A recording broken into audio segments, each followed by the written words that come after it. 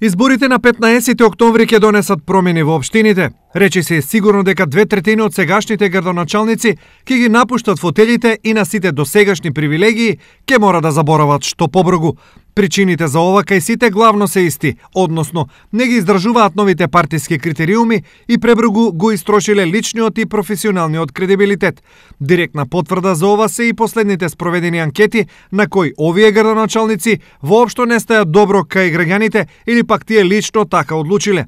Од тука за збогум од градоначалниците во источниот регион треба да се подготват Дарко Шехтански, Драги Наџински, Костадин Личков и Радко Димитровски. Меѓу оние кои жилово ќе се борат за втор мандат се Зоран Минов, Блаже Станков и Игор Поповски. Ке поминат ли повторно е голема дилема. За градоначалници кои си обезбедија кредибилитет за по уште еден мандат, со сигурност може да се сметаат Емил Дончев, Тони Тоневски, Илчо Захариев и Дарко Митевски. За нив партијата сигурно ќе типува и овој пат, зашто на овие локални избори ВМРО гледа како на референдум за и против новата власт. Освен градоначалници, овој пат ќе се бројат и гласови, зашто по успешни избори за ВМРО партијата има сосема други планови. Секако, со скрстени раце не седи ниту СДСМ и подготвува изненадувања.